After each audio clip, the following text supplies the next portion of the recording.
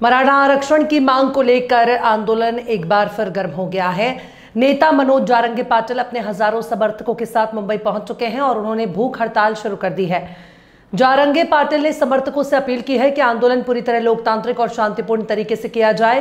वहीं आंदोलन को राज्य की कई विपक्षी पार्टियों का समर्थन मिल रहा है, जिससे सरकार पर दबाव और बढ़ गया है। फडणवीस का बड़ा बयान, विपक्ष को दी चेतावनी। आंदोलन के बीच मुख्यमंत्री देवेंद्र फडणवीस ने सकारात्मक रुख अपनाने की बात कही। उन्होंने कहा कि सरकार मराठा समाज की मांगों पर गंभीरता से विचार कर रही है और न्यायालय के आदेशों के दायरे में रहते हुए हर संभव सहयोग किया जाएगा। हालांकि फडणवीस ने विपक्ष को चेताते हुए कहा कि आंदोलन के नाम पर कोई अपनी राजनीतिक रोटियां सेकने की कोशिश ना करे, वरना उसका मुंह जल जाएगा।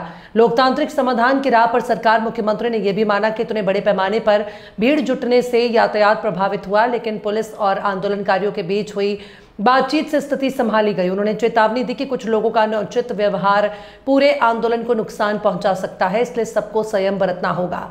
फडणवीस ने साफ किया कि सरकार की नीति टकराव नहीं, बल्कि लोकतांत्रिक संवाद के जरिए समाधान निकालने की है। मला असं वाटतं की आज सकाळी आंदोलक त्या ठिकाणी आलेले आहेत।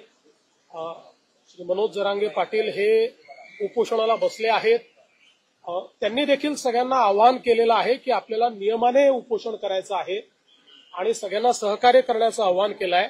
शासनाची पण भूमिका सहकार्याचीच आहे, कारण आम्ही पहिल्या दिवशीपासून सांगितलं की लोकशाही पद्धतीनं एखादं आंदोलन जर चालत असेल तर त्या आंदोलनाला कुठलीच मनाई करण्याचं कारण नाहीये। लोकशाहीमध्ये चर्चेतनं प्रश्न सोडवायचे असतात, आंदोलन त्याचा एक मार्ग असतो। त्यामुळे अशा प्रकारच्या आंदोलनाला जे काही सहकार्य पाहिजे ते सरकारच्या वतीनं आम्ही करतो। विशेषतः माननीय उच्च न्यायालयाने जे काही आदेश दिले आहेत त्या आदेशानुरूप त्या ठिकाणी सगळं सहकार्य चाललंय।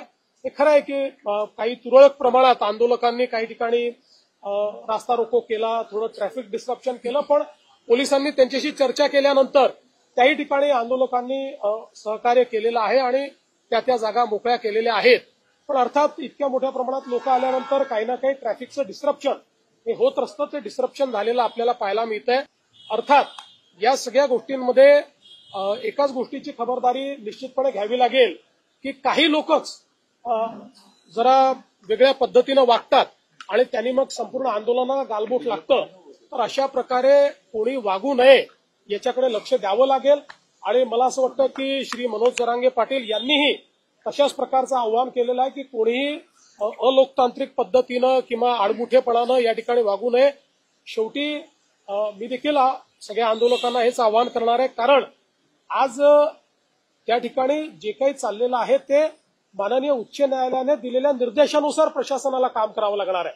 आता हे काही शासनाच्या निर्देशाने नाहीये, उच्च न्यायालयाच्या निर्देशाने प्रशासन काम करणार आहे। त्यामुळे प्रशासनावरही काही बंधनं त्या ठिकाणी जी काही उच्च न्यायालयाने टाकलेली आहेत ती त्यांना पाळावी लागतील। अर्थात त्या बंधनात राहून लोकशाही पद्धतीनं सगळं सहकार्य हे त्या ठिकाणी प्रशासनही करतंय आणि सरकारचंही त्या संदर्भात कुठलंही वेगळं मत नाहीये।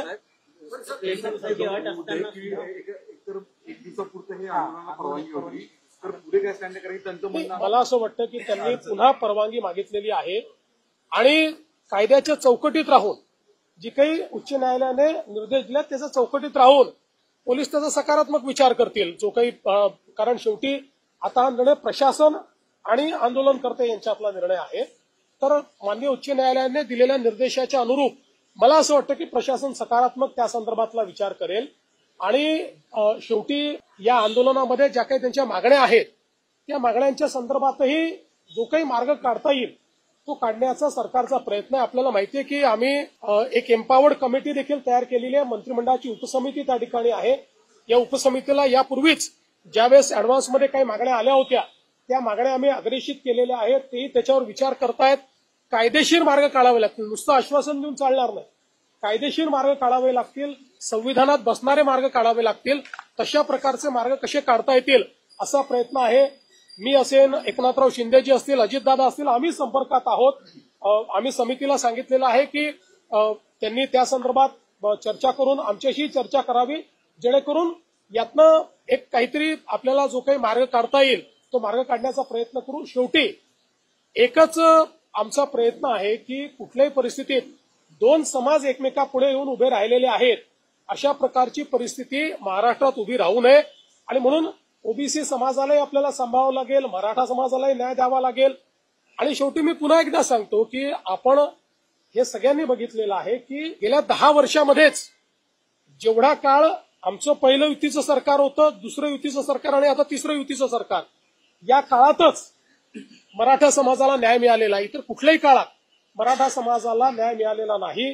आरक्षण देण्याचं कामही आम्ही केलं आहे, सारथीचं कामही आम्ही केलेलं आहे, अण्णासाहेब पाटील आर्थिक विकास महामंडळाचं कामही आम्हीच त्या ठिकाणी करून उद्योजक तयार केलेले आहेत. आणि त्यासोबत पंजाबराव देशमुख निर्वाह भत्ता देखील आम्हीच सुरू केलेला आहे. परदेशी विद्यार्थ्यांना पाठवणं देखील आम्हीच सुरू केलेलं आहे. त्यामुळे या सगळ्या गोष्टी शिक्षणाच्या असतील किंवा वेगवेगळ्या असतील रोजगाराच्या, या सगळ्या आमच्या सरकारने त्या ठिकाणी केलेल्या आहेत. त्यामुळे मराठा समाजाबद्दल आम्ही सकारात्मकच आहोत. कुठल्याही प्रकारे मराठा समाजाच्या संदर्भात आमच्या मनात काही शंका नाहीये. या समाजाच्या पाठीशी आम्ही आहोत. पण त्याचवेळी काही लोक जाणीवपूर्वक हा प्रयत्न करतायत की हे कसं एस्केलेट झालं पाहिजे, कसे दोन समाज एकमेकासमोर आले पाहिजेत, कसं ओबीसी आणि मराठा असं भांडण लागलं पाहिजे. काही लोकांचे स्टेटमेंट सकाळी बघितले मी, त्यांचे प्रयत्न काय माझ्या लक्षात येतात. पण त्यांना मी सांगतो, अशा प्रकारे आंदोलनावर पोळी भाजण्याचा प्रयत्न करू नका, तुमचं तोंड भाजेल.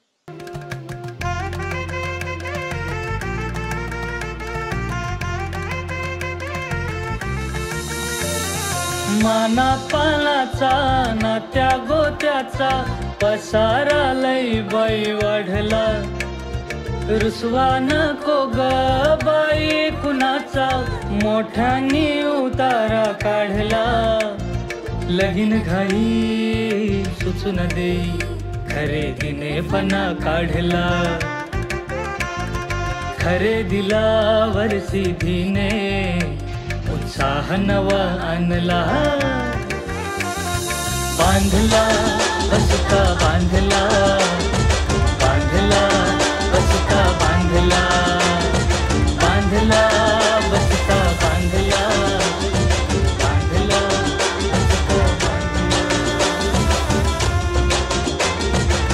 कमी किमतीत आणि क्वालिटी सोबत बरं का. सिटी आहे तर शक्य आहे.